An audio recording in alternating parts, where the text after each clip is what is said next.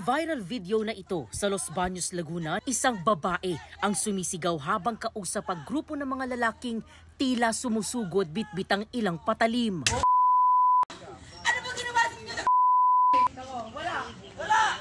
Isa pang lalaking nakasando ang biglang sumugod na pilit pinipigilan ng babae sa video hanggang sa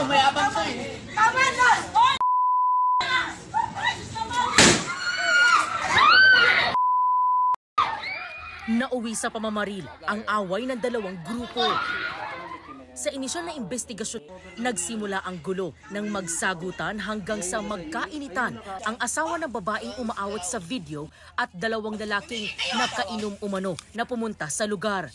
Nauwi raw ito sa bugbugan hanggang sa tumawag ng resback ang parehong panig. Yung victim natin saka yung suspect is bumibili ng ice cream.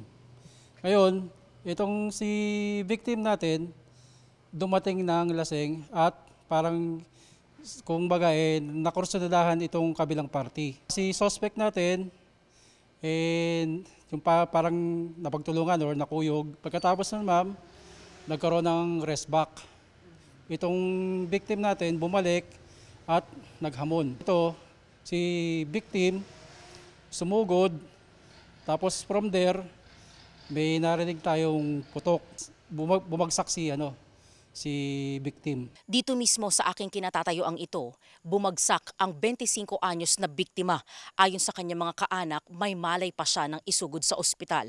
Agad daw siyang inoperahan pero idiniklarang brain dead Lunes ng umaga. Pagsapit ng gabi, doon na raw siya binawian ng buhay.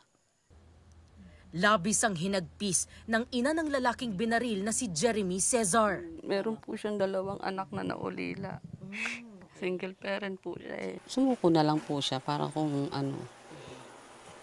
maging maayos naman po.